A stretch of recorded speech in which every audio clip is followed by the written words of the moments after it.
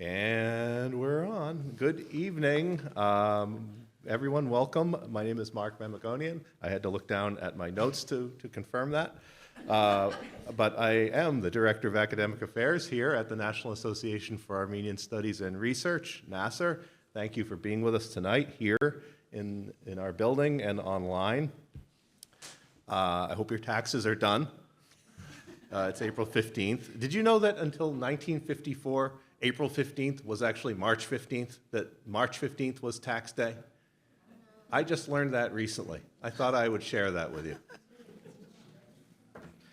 Following this program tonight, we will welcome your questions, both those of you who are here in person and those of you on Zoom who will need to use the Zoom Q&A function. And once that concludes, we will have a reception here in the building, and we invite you to stay and enjoy some refreshments, and you will also have the opportunity to purchase The Burning Heart of the World and other titles by Nancy Kricorian, which will be on sale tonight for 20% off the regular price for today only, online and in person. And the book sale will be here out in the solarium here on the 3rd floor. I would like to just mention a couple of upcoming events. Next week on Thursday, April 24th, here in this room and online, in commemoration of the 110th anniversary of the Armenian Genocide, we'll present a hybrid talk by Professor Leavened of Clark University titled April 24, The Origins of Armenian Genocide Commemoration Day. And prior to the talk, there will be a musical prelude by pianist Tanya Bartevyan. And Professor Semerjian is here with us. Please wave to the crowd, Elise, and you will get to hear from Elise next week. On Friday, April 25th, online from Los Angeles, Bedros Nermatosian will present a hybrid program entitled Sahag II Kabayan, Catholicos of Cilicia as Witness to Massacres and the Armenian Genocide. He will be speaking at UCLA and also online. We encourage you to check that out as well. On Sunday, April 27th, at the Armenian Cultural Foundation, we're pleased to be co-sponsoring a conversation and reception with author Narine Abgarian, author of To Go On Living. This is, again, at the Armenian Cultural Foundation in Arlington. And on Thursday, May 8th, in person here at NAASR, only, not online. It's in person only. It's real old school stuff. We're happy to present the 4th annual Vartan Gregorian Lecture presented by Huri Berberian and Talin Grigor, the Armenian Woman Minoritarian Agency and the Making of Iranian Modernity, 1860 to 1979, here at NAASR in person only. Tonight's program is being offered as part of the ongoing Literary Lights series of programs that has been initiated by the International Armenian Literary Alliance in partnership with NAASR and the Krikor and Clara Zohrab Center at the Armenian Diocese in New York City. It's a pleasure for us to partner with these organizations on these excellent programs that bring attention to new works by Armenian writers. And I would like to invite our friend Nancy Agabian, who is a board member of YALA, as it's called, to come up and say a few words about the series and what is coming up. Nancy. Thank you so much, Mark. Yes, I'm part of YALA, which is a writer-led, mostly volunteer-run organization that supports Armenian writers from aspiring to establish. So we're just really thrilled to be a part of this and to present Nancy Kricorian and her eagerly awaited novel in conversation with Nanore Barsoumian. Nancy has been an inspiration to so many Armenian writers, myself included, and has been a strong advocate for Armenian writers. So it's really an honor to be able to do this, and also especially, as Mark said, in partnership with NAASR and Zohrab Center. So this is actually the 3rd year of partnering to present authors with their new books. And this is the 2nd event of the season. We have 4 more The next one will be May 10th with the poet Gregory Janikian. If you want to find out more, you can check out our website, armenianliterary.org. You can also talk to me afterwards. I'm happy to answer any questions you might have, or if you'd like to get involved with Yala. Thank you. Thank you, Nancy.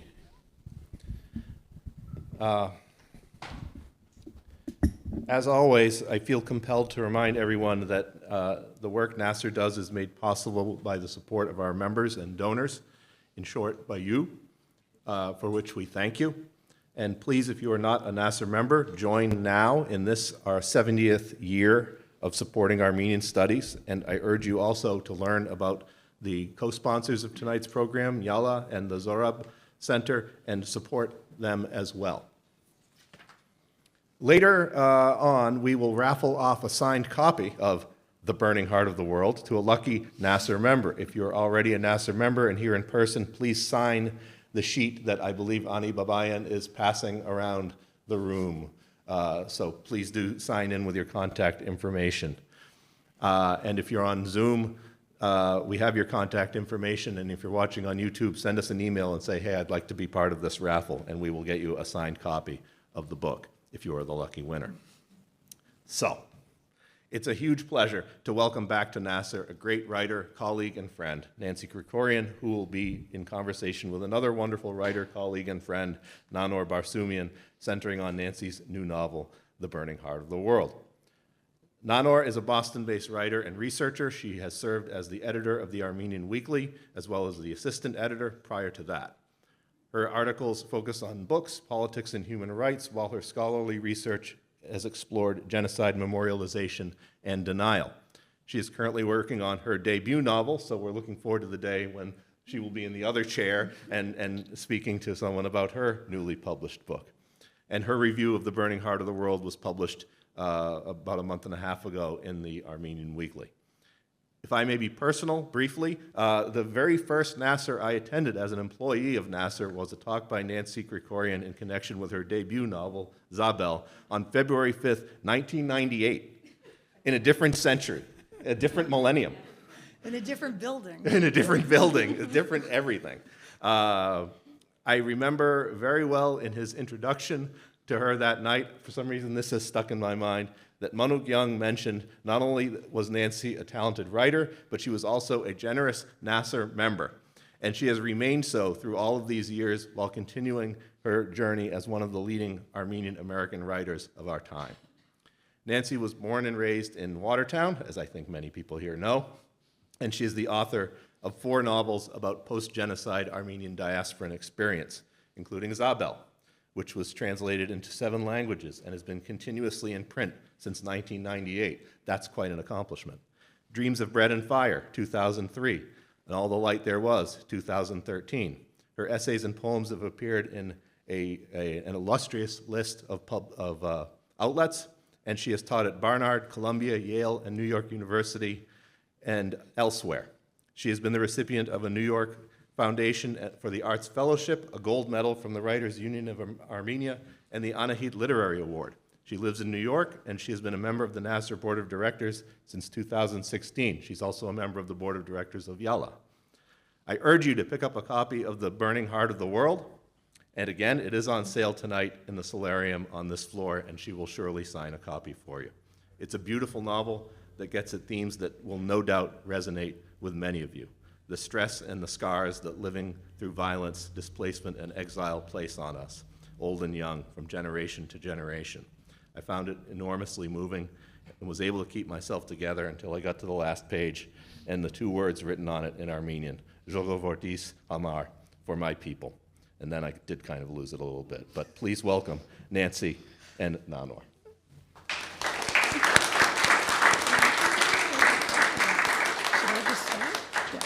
So I'm going to read a little bit. I have 3 short pieces to read. One is a description of a one-page description of my literary project. The second is a poem that I wrote when I first started working on this novel. And then I'm just going to read 2 pages from the novel itself. So here is the Statement. Notes. My new novel, The Burning Heart of the World, is the fourth in a series of works focused on the post-genocide Armenian diaspora experience. Zabelle, published in 1998, is a fictionalized account of my grandmother's life as a genocide survivor and immigrant bride. Dreams of Bread and Fire, from 2003, tells the story of a young woman of my generation coming to terms with the unspoken family and community trauma of the genocide. All the Light There Was, published in 2013, is set in the Armenian community of Paris during the Nazi occupation.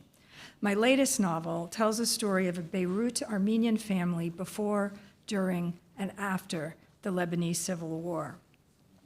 The Burning Heart of the World features an Armenian family that witnesses three catastrophes over 4 generations: the Armenian genocide, the Lebanese Civil War, and the 9/11 attack on New York City. It is about women who struggle to cope and to take care of their families in times of mass violence. It is also about the way that these traumas reside in the bodies of those who survived them. Historical memory is passed from one generation to the next so that a new trauma opens old wounds. But along with showing the vulnerability these histories create, I pay tribute to the strength of the Armenian families in all my novels. I aim to be a voice for my people, not in a narrow nationalist sense, but in the broadest humane and artistic sense, inspired by writers such as Vasily Grossman, Ghassan Kanafani, and Etel Adnan. April 2025 is the 50th anniversary of the start of the Lebanese Civil War and the 110th anniversary of the Armenian genocide. My new novel reverberates with both cataclysms, and it appears at a time when Lebanon and Armenia have just experienced more paroxysms of violence, suffering under existential threats to their sovereignty and territorial integrity. My novel is a journey through these histories and into this burning heart of the world. The title evokes both illumination and conflagration. The world is on fire, and while there is much darkness in the book, there is also humor, empathy, and a commitment to amplifying that which is humane in the human. This last is central to my literary project. And this poem, when I first started doing the research for the book, I had thought I was going to put the family in Bord Shamud, and I went to Beirut 3 times and did a lot of research, and I ended up choosing Nur Hajin, which is because it was very small, and Bord Shamud is quite large. But I was really fascinated by the history of Bord Shamud, and Nur Hajin is sort of quasi part of it. It's just over the bridge. So this is a poem that I wrote, which sort of encompasses the history of Bord Shamud, which is a municipality just outside Beirut city limits that was built by Armenian genocide survivors. So, homage to Bord Shamud. Have you heard, this is an epigraph from Khalil Gibran. Have you heard a thrush sing while its nest burns in the wind? Listen. In the morning, you can hear the bright strike of hammers and the rasp of saws. Children carry sand from the riverbanks in their school satchels. First, they build the church, then the school, and finally a house for each family according to its means. The tents and shacks are taken down one by one. Each family plants a mulberry tree and tends its garden. The remnants of Marash create a new Marash. And so also Nur Sis, Nur Adana, Nur Geligia, and Nur Hajin are made. You can hear the sounds of the trades learned in the orphanage workshops, carpenter's plane, sewing machine, and cobbler's bench.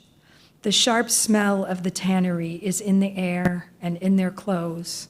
All Beirut wears their shoes. Look at the children outside the church in their freshly pressed clothes, and the girls have ribbons in their hair. Look at the food spread on the luncheon table and the hands that pass the platters. Someone has told a joke and there is laughter. Someone pulls an instrument from its case. Speak of those times or don't, when the parties take up arms against each other, how the women of one church throw boiling water out the window on the men with guns. When all Beirut stops fighting, for how many more weeks do the Armenian men continue to shed each other's blood? Speak then of the flowering, the neighborhood children grow tall. Among them are musicians, actors, painters, and poets. In this world their parents have rebuilt from ashes. They now believe anything is possible and everything is new. Remember this, when the Civil War comes, neutrality is no amulet against the bullets and the bombs. Jewelers flee the downtown souk for Bord Shamud, where the militiamen patrol the night and then also the day. So many boats leave the port, carrying leather suitcases to the airports. So many are exiled again. Remember nor Adana, nor Marash, nor Sis. Men still play backgammon and grill meat on braziers on the sidewalk. Remember the narrow alleys and wooden houses of Sanjak camp, raised for a shopping plaza. O people of long memory, listen, look, speak, remember. Your stories are a homeland. Last bit, where in the novel, there's a brief prologue which is set in Lebanon in 1973. Then we go forward in time to 9/11. In the prologue, Vera, who's our main character, is 8 years old, and now we're seeing her on 9/11 in New York City. And the only other thing you need to know, she's an artist, she's a collage artist. So this is the day after the 9/11 attacks. Vera and her college friend Emily, whose painting studio was in the basement of her Brooklyn brownstone, had regular Friday phone dates. That morning, Emily told Vera that when she had heard about the first plane over the radio, she had climbed to the roof in time to see the other plane slam into the second tower. Emily said, "It was like a special effects scene in a disaster movie. I decided right then to get my kids. On the drive to the school, I had a clear view of the towers. After they collapsed, scraps of paper and ash fell on the car. Then a finger landed on the windshield." Vera said, "A finger?" Emily said, "Yeah, a finger." On the way home, the wind was blowing south. There was so much smoke and dust, it was like driving through fog. Jeannie told me the dust is filled with toxins. You should have your house tested, especially the roof. Jesus, think about the computers, thousands of them, and all that jet fuel. I can't talk about this. I haven't been able to paint. I can't focus on anything for more than 10 minutes. Later, when the phone rang, it was Vera's cousin, Arda, who lived in New Jersey and worked in the financial district. Arda said in Armenian, "I just heard the worst story." Vera braced herself. Arda continued, "My friend's cousin was in the tower when the first plane hit. They all ran for the exits. The police ordered them back to their desks so they wouldn't block the stairwells for the firefighters." While she listened, Vera slid the elements of the collage she was working on around the paper. A ballet dancer in an organza skirt, a bouquet of roses, a flight of swallows, and pieces of striped grosgrain ribbon. She imagined setting a match to the whole thing. Arda went on, "They all went back to their desks, except my friend's cousin. She sneaked out. She was a few blocks away when the towers fell. Everyone else is gone." That night, after the kids were in bed, Vera and George sat at the dining room table paying bills. She wrote the checks, and he slid them into envelopes, then stamped and sealed them. While they were working, she recounted both stories she had heard that day. She was fixated on the image of the finger on the windshield, and she was haunted by the idea that people who did as they were told ended up dead. She said, "I'm afraid I would have gone back to my desk." "You would have run," George said. "I guarantee you would have run." Vera wished she could be so sure. She thought about her mother's father, who had decided not to return to his hometown after the First World War. The Armenians who had survived the deportations and returned to Hajan had held off the Turks for several months in 1920. "In the end, they butchered them like sheep," her grandfather had said. How could you know when it was time to flee? How would you have the courage to disobey the orders? How would you decide to turn right on the road rather than left? Only later would it be clear that one path had meant survival and the other had led to a mass grave in the desert.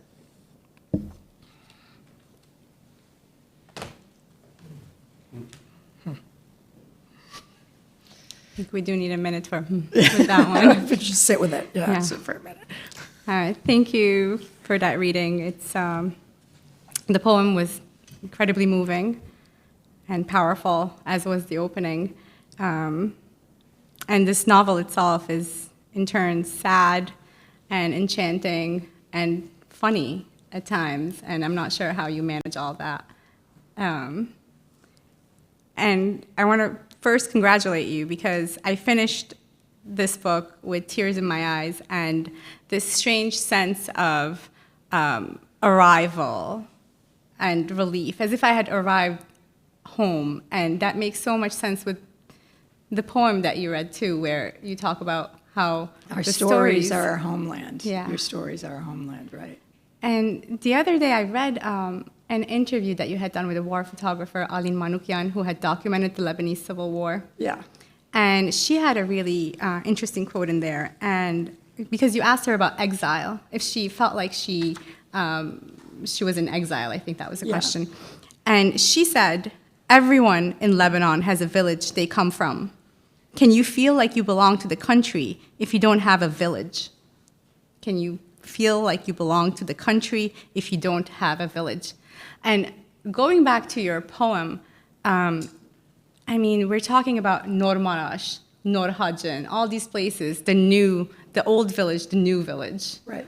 Can you talk a little bit about that? Why did you, because Hajan is very central in your book. Right. And the place you chose in Lebanon to center it was Nor Hajan. Yes. What does that, why? And Why did I do that? Yeah. I was really, in that, you could tell that from the poem, I was just really fascinated by this idea of people who had survived the genocide and made their way to Beirut, and then they were given this, this area. Borj Hamoud was actually like a swamp when they first got there, and the people organized themselves back into the communities that they had come from. So the people from Marash got together and made Nor Marash. The people who came from Hajan got together and made Nor Hajan, and so on. And I just thought that that was so fascinating, this idea of being uprooted and exiled and yet rebuilding together again. And I picked Hajan because my grandfather was born in Adana and my grandmother was born in Mersin, but my grandmother's family came from Hajan. Her parents were born there, her grandparents, and the other reason, this is just like a writer reason that I picked Nor Hajan, was because I thought, I'm gonna do Borj Hamoud, everybody loves Borj Hamoud, and it's so amazing, but it was huge, it was just too big. It was like wandering around, when I'm writing, I want the experience of reading it to be an immersive experience, and so I really want to be able to reproduce the place that I'm writing about in my head, and then reproduce it in the book, so that if someone who was from Nor Hajan would read it, they will recognize what I'm describing, the church, the school, the streets. And Nor Hajan is very small. It's only like 3 blocks deep, wide, and 4 blocks long. So I just was like in there walking around, interviewing people. I met the doctor and his nurse. I went in the church, I went in the school, I went in the social club, I went in some of the houses, and I was able to reconstruct the whole thing in my head to then place my characters in it. Because there is a very strong sense of place. Right. Like you were born there almost, And I read that when you shared in interviews that this book involved a decade of research and writing. And you traveled to Lebanon, you said 3 times. Yes. You read extensively about the Yes. Civil War. You interviewed around 40 people. What were some of the challenges you faced during this research? And did you feel a particular pressure to get it right compared to your other books, say? No, I feel the same way in all the books that I did. The first 2 were easier because they were more grounded in my personal experience and my family experience. But when I did World War II Paris, I was like over there doing the same thing, wandering around Belleville, interviewing, all these elderly Armenians who had been in Paris during the Nazi occupation, reading tons of history books, reading memoirs, reading diaries. And I did the same thing for Beirut. But I had actually lived in Paris, so I had the advantage there on that one. But no, I did a ton of research, and I love doing the research, and I particularly love doing the oral history. And if you check the back of the book, the acknowledgments page just has a list of like all the Armenian people that I talked to. It's like a very, very long list, some of whom are in this room. I think you're one of them, maybe? Nugol gets a special Nugol, shout yeah. out because he like really took me around places, a lot of places. So in terms of, because it is so grounded in a specific experience and in a specific place, I'm curious as to how much of your writing was, like, how did you balance the fiction versus the truth? Yeah. And related to that, I'm curious about what kind of a writer you are. Are you one of those writers who plots extensively, or do you sort of find your way through the story as you begin writing it? I find my way through the story as I'm writing it. I don't always have it plotted out ahead of time, and I also do a lot of drafts, which is why there's so much time between my novels. And I would say with this one, because I did so much research, the first draft was probably 125 page longer than this, but it was just bristling with facts in a way that was not successful. But it was just, I had so much research and I knew so much, and so I just put it all in there. Like, I knew everything about the different, I mean, don't ask me now because I've forgotten it all, but at that time I knew all the militias and what flags they had and what, when they were allied with which other groups, and, the shifting alliances through the war, and like all of that, and it was kind of all in there. And then I thought, listen, the Civil War section is the character Vera is between the age of 10 and 15, so she's not going to have all. Do you know what I mean? She's not going to. This is not Vera. I had to go back and pull all that. Well, I found apparatus out. It was a strength in the book because I think it is cumbersome, like the politics, especially with the Lebanese Civil War politics. Right. It's just so involved. Oh, you so should see. I tedious. had maps. I had diagrams. I had like timelines, and I mean, I have all that stuff still. But yeah. Maybe another book. What? No. It's like the iceberg kind of thing. That what the book is, like all the research and everything is like under the water, and you just get the tip of it. And you do get that sense. Yeah. Yeah, you do. And so going to themes, actually, your work, it was the case with The Burning Heart of the World and the previous one. I found both of these really play with this juxtaposition of these big catastrophic moments and these small, mundane, everyday moments. Yeah. And I find that very powerful in your writing. So in this book, you have bullets flying, you have body parts falling from the sky, as you read. And then you have Vera's aunt, who's my favorite character in your book, by the way. The cousin, you mean? The aunt, the... Tantig, but that's actually her mother's cousin, okay, but she calls her your mother's- Tantig. Yeah, yes. So she's my favorite because she's so eccentric and she has these quirky things. And so there's these ceasefires, there's a ceasefire every other day, starts, breaks, and she just starts, every time there's a ceasefire, she unwraps her glassware. And then the fighting starts, and then she wraps them up again and just hoards them. And she does this over and over again. And I find that it's so pointless, but at the same time, it's something really powerful in describing this. And so I want to know, why did you draw our attention to these, to this contrast? Because I'm really interested in how people live through these cataclysmic, violent events, and even when you're in the middle of a civil war, you still have to get dinner on the table, and you still have to, it's like even with Vera, there's all this stuff going on. There's a Quarantina massacre, and she sees all the people, bloody people coming out of Quarantina, but then she has a crush on a boy at school. That's the way people live. Yeah, you don't stop living. I mean, I have to say, even because I have, through this literary mentorship program, I've involved with mentoring young writers in Gaza, and I'm in touch with them some of them on a daily basis, and so it's like one night, it's like the house next door is blown up and nobody's asleep and there's quadcopters flying all over the place, and then the next day, like one of my mentees, her brother got engaged, and they had a small engagement party. These things they're side by side, they go together. Yeah.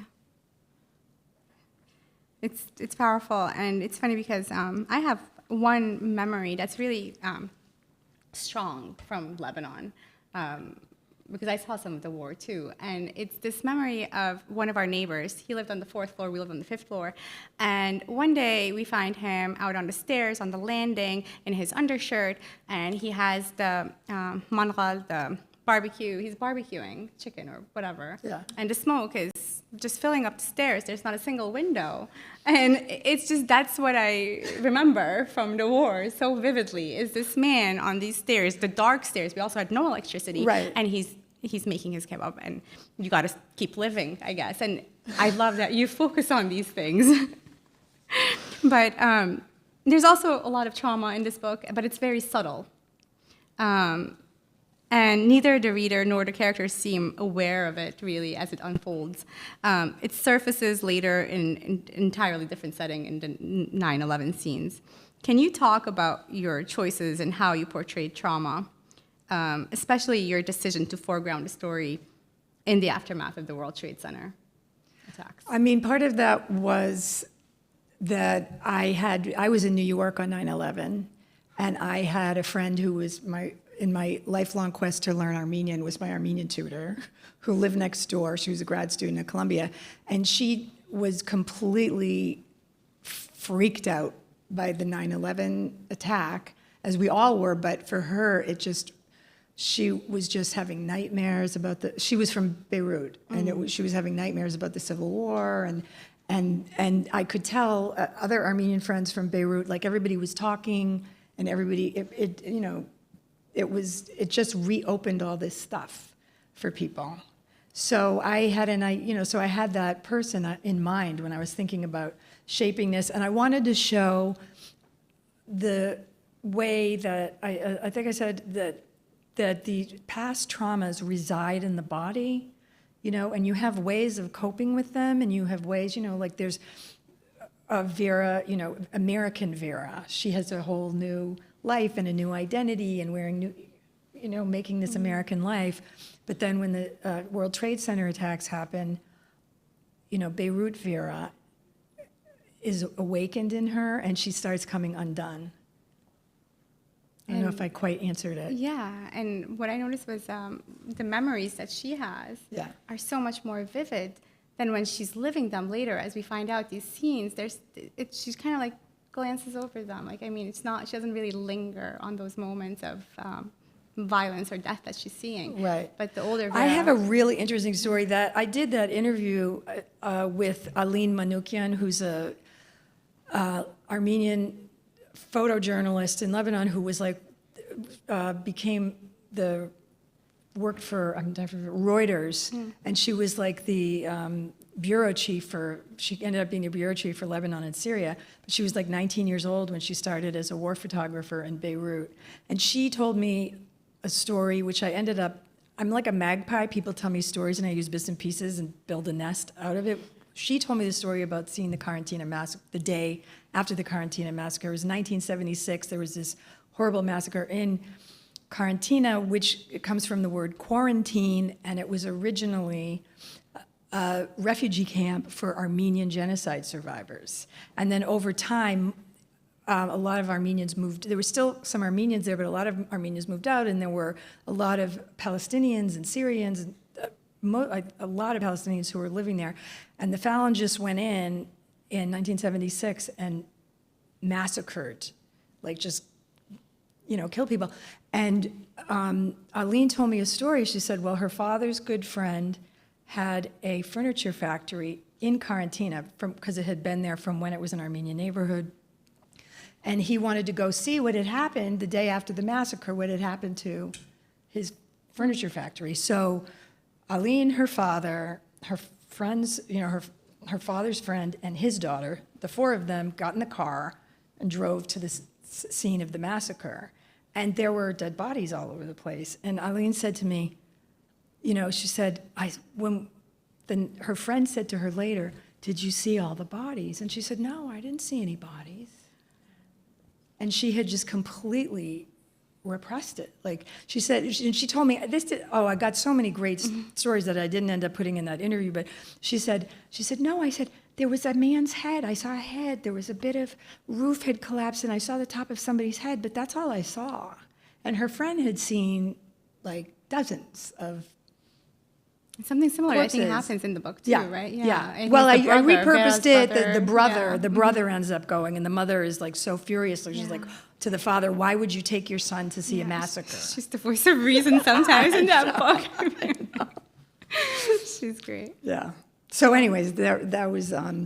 I think that people have different coping mechanisms. And back again, also to my friends in Gaza, 2 of my mentees got out of Gaza before they shut the border. There was like in late March of 2024, and they had been there, first from October to March, with all, just witnessing all kinds of just horrific violence.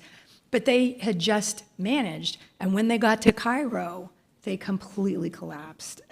Because when you're in it, you just have to hold yourself together. It's like a survival mechanism. And then it's only later where you can look back on it, I think, and register what you actually survived. Someone was giving a talk recently that I watched about the Armenian genocide and the women. Was you? Yes, it was you.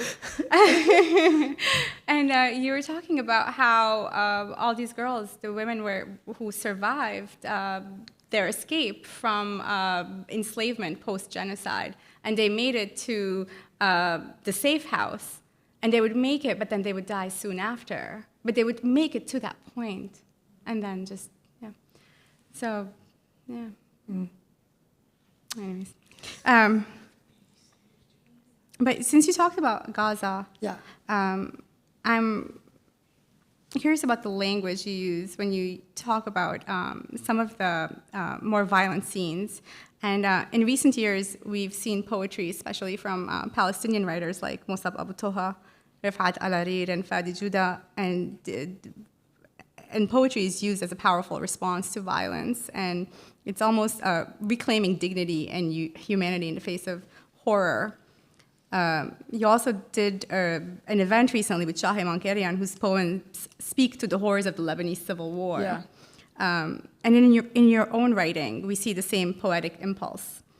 So a boy doesn't just simply bleed out on the pavement. Instead, a bright red flower blooms in the center of his white shirt. Why does poetry step in at moments of extreme violence? Is it a way of preserving dignity? Is it a gesture to humanity? Or is it something else, like something that serves the reader? Are you shielding us? I mean, I think it's an interesting question. I haven't really thought about it a lot, but I think that you're right. I think it's twofold. I think it's, I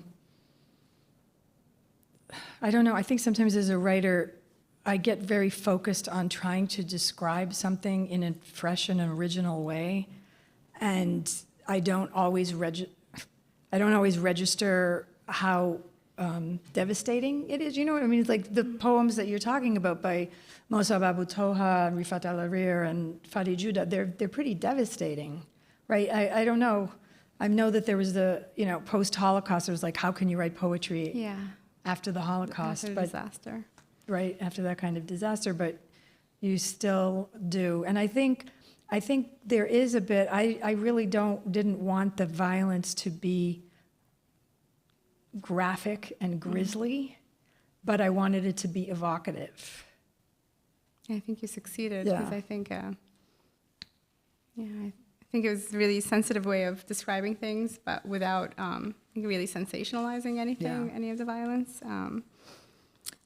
One of the novel's major themes is the tension between personal needs and collective identity. So being a good Armenian versus being a good mother, or choosing personal safety versus community preservation. Right. So we've seen this play out recently in Syria and Artsakh, and you capture this tension beautifully in 2 lines of dialogue. Okay. And I think that's masterful, just the way you just summed it up here. The grandmother asks, "What will become of our people?" This is when everyone's leaving, right? Everyone's emigrating. And she's like, "What will become of our people?" And the daughter-in-law, Vera's mother, replies, "So I'm responsible for the fate of the Armenian people?" So how did you approach this theme? Because it's a loaded topic, but how did you approach the theme of exile or sort of like willingly leaving a community and the guilt that involves with it? Because I think that's the guilt is really, it runs through the book. Yeah, it's a very, isn't it? It's like a very Armenian thing, you know, that each of us is personally responsible for the fate of the Armenian people and the fate of the Armenian language and the fate of the Armenian monastery, and we're all somehow implicated in, maintaining all of this, I guess. And but in that particular thing, that was actually her mother. That she was talking to is Vera's mother was talking to Vera's grandmother in Barsoumian, where the mother's side of the family lives. And it was just like, it's this moment where, the tension I was also playing with is like, the kids are like, yay, we don't have to go to school. We get to be in the bomb shelter and play dolls. And so the kids are like, I had people tell me that, oh, when I was a kid during the war, it was so great. We didn't have school. We just got to play with our friends all the time. And it's like, from the mother's perspective, she's just in a horror that any minute, like one of her kid's going to be killed. And she has to try to keep them safe. And so she's making a decision that she has to get her kids out of there. And she has, if that means abandoning her mother-in-law, so be it. If that means abandoning the Armenian people, so be it. She's going to take care of herself and her kids. So there is that.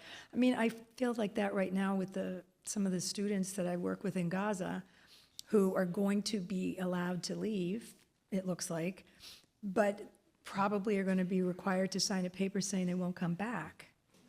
So they're having to leave Palestine, they're having to leave their families to go have a future, go to university, because all the universities have been destroyed. So I feel like this, with these huge catastrophes, with ethnic cleansing, with genocide, with these kinds of war, people have to make, all these calculations about their families and their communities, and make these very, very tough decisions. And there's a lot of loss, like Vera and her family end up leaving Beirut and leaving the beloved grandmother behind. It's, but you do the issue such justice by like honoring the complexity of the situation, and it's not a simple answer. And I think you really make that case that it's never simple. Across all your novels, it seems that many of the characters are trying to salvage something from the past. Your work often feels like a negotiation with loss, an attempt to snatch something back. What is it that you're trying to retrieve, or does the act of reaching become? I mean, I think that it's in that poem, the Barsoumian, that poem that I read, that your stories are a homeland. That in the face of all this loss and catastrophe, and what do you have left? And everybody has to come to a different answer about what it is that they can save, what it is that they can rebuild, what it is that they can be responsible for. And because I'm a writer, I think that I put all of that into the novels.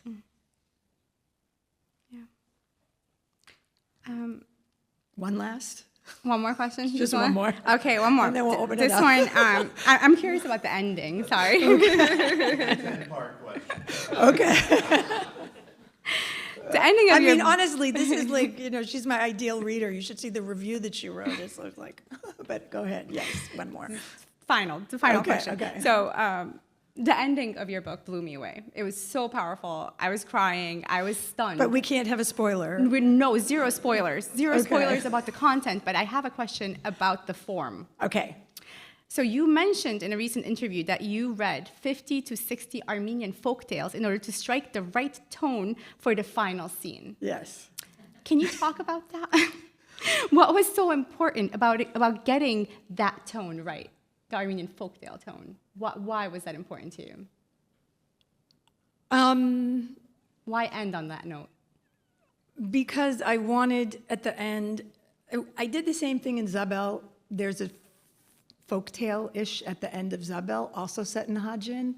And so it's sort of like they're bookends to each other. It's back. We're back in Hajin. We're back with the folktale, and there is one folktale that I read numerous times that made me cry pretty much every time I read it, which is called The Monastery of Doves by Tumanyan. I don't know if you know it. There's the Turkish soldiers or wherever coming. They're going to massacre all the people in the town, and the priest says, "Can I save the people I can get in the church?"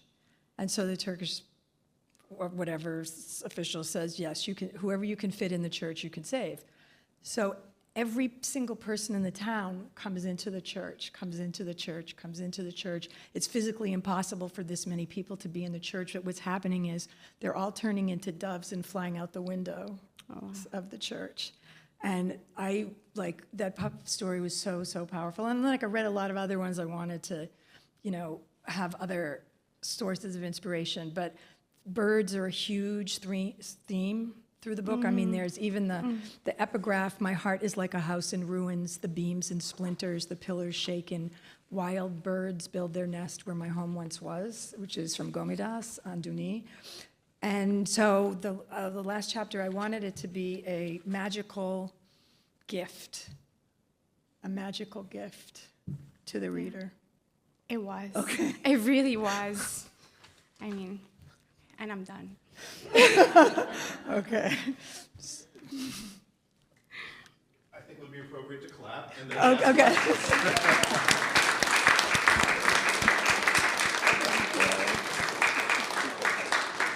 Again, in the room, if you have questions, please amble up to the microphone.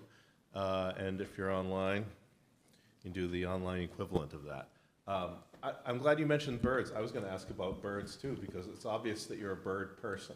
And You want to hear something crazy, which my kids didn't even know this. I said this at a reading the other night, which was, there are all these birds, and you're a birder. And, I actually became a birder in order to write the book.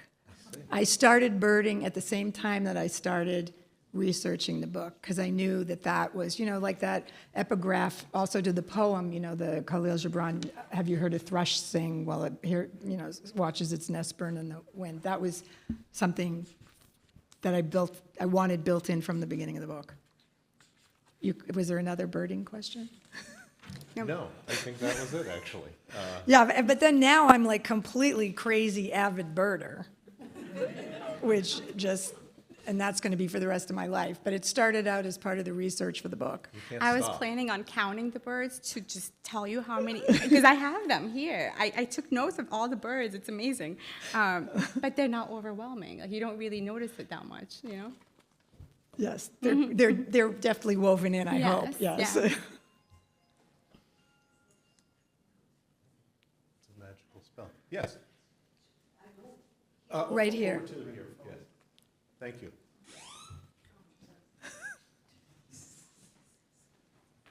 As an Armenian and as a displaced person, you are giving that to your offspring. And I also lived in Paris, and there was an old man. He had been brought to Paris as a young child. There was a rich Armenian who had an estate someplace in France, and he brought 17 children. He gave all his money to the First World War cause for France, so there was none left. And he, as an Armenian, you couldn't get papers to work in France, even though he had been brought as a child, until after the Second World War. So he became a tailor. A what? A tailor. He could make suits. He told me he made 2 suits for de Gaulle. But he always felt if he had come to the United States, he would have been a rich Armenian American. But he didn't get to the States. And so he gave to his daughter his unhappiness of his own life, that the French won't be fair to you. I knew another Armenian in Paris, a young man from Beirut, who was absolutely delightful. Everyone would like him. And he was making gold jewelry, which he could do in Paris because there are a lot of Armenians and he could work for them. But he didn't have papers. So he went back to Beirut during the Civil War and became very depressed at the situation and was saying, for the Armenian community, you have to pay off one side, and you have to pay off the other side. They're going back and forth, and you feel caught in the middle and yet not a part of this. And so I think it's a huge question how you give this, how you give yourself in this situation. You have your original place from having left Turkish Armenia.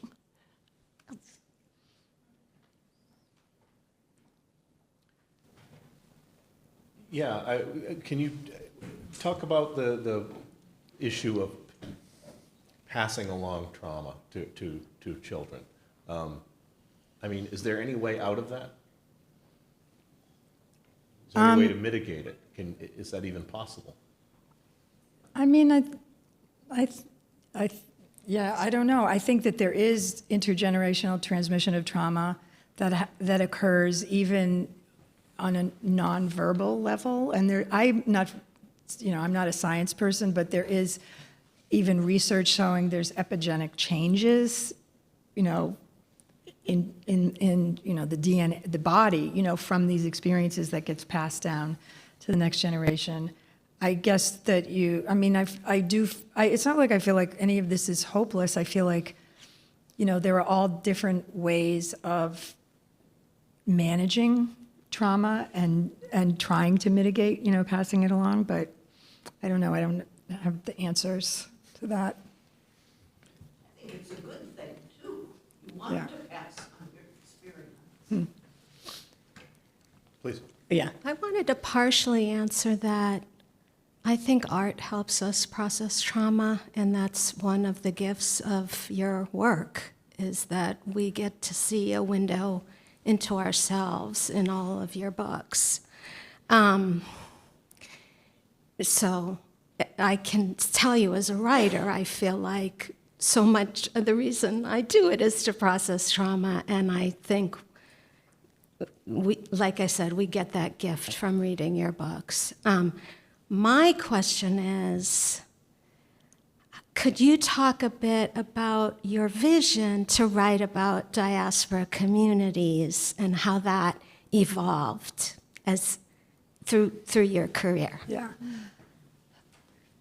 Yeah, I feel like that the books sort of linked, like links in a chain almost, one to the next. The first one was a fictionalized account of my grandmother's life, which I started writing after she had died as a way to keep her with me, I guess. And so I did that, and while I was working on that, the next one is going to be, I was completely fixated and fascinated with Monty Melkonian, who was a member of a Marxist-Leninist revolutionary group who they were using political violence for the Armenian cause, and I was just completely fixated on this idea of someone of more or less my generation whose grandparents had been genocide survivors, who grew up in a very American community playing like Little League, who ends up becoming this Marxist-Leninist revolutionary running around putting bombs in airlines offices or whatever. So that's how I got to there. And then when I was researching that book, so I was looking at, I went to this film festival of documentaries about non-state actors who use political violence, and I saw this film called Terrorists in Retirement, which was about a French resistance group in Paris led by Misak Manouchian, who was an Armenian poet and worker and communist. And I saw that movie and I thought, oh my God, that's where I'm going next. So then I went to Paris and I was doing all the research for that book, Armenians in Paris, da da da. And while I was there, the person who was taking me around was an Armenian from Beirut who lived in Paris, and he was introducing me to like the last surviving member of the Manouchian group, and a woman whose family, an Armenian woman whose father was a shoemaker who lived in Belleville, and they had taken in a Jewish child, one of her schoolmates, when the Vel d'Hiver roundup happened, and they rounded up all the Jews and were shipping them off to camps. So I was doing that during the daytime, interviewing all these people, and then at night, in the evening, I was hanging out with my friend Hagop and all his friends from Beirut, and they were, one of them, Hagop had been a playwright, he had two of the friends had been folk singers, and I was like, wow, this is where I'm going next, Beirut. And I'm just really interested in the different varieties of experience, the different histories, the different ways that different generations in different locations lived. And there are things that are particular to wherever the nation that they're living, the place, the country, that their adopted country. But there are things that are just, I don't know, universally, but like similarly Armenian in all these different locations. Did that answer it? Do you know where you're going next? I call this the Armenian Diaspora Quartet, so there's 4 of them. I feel like right now I'm finished with the novel thing, and I'm working on a series of essays that are sort of autobiographical essays that are, I think is going to, I did one that's called Language Lessons, that's about the Armenian language and my grandmother and my relation to her and the language. And then I did another one called His Driving Life, that's about my dad, who had a market in Watertown and started driving the delivery truck when he was 9 or 10. And so that, and then the next one I'm going to do is about my Uncle Leo, who was quite a character. When he was a teenager, he was the junior yo-yo champion of New England. And then he went on to become the very popular Armenian guitar player in an Irish wedding band for 30 years. So I'm working on that one now. So that's what's happening. Let's sell some books. All right. In the first class. Thank you. Thank you so much. Thank you.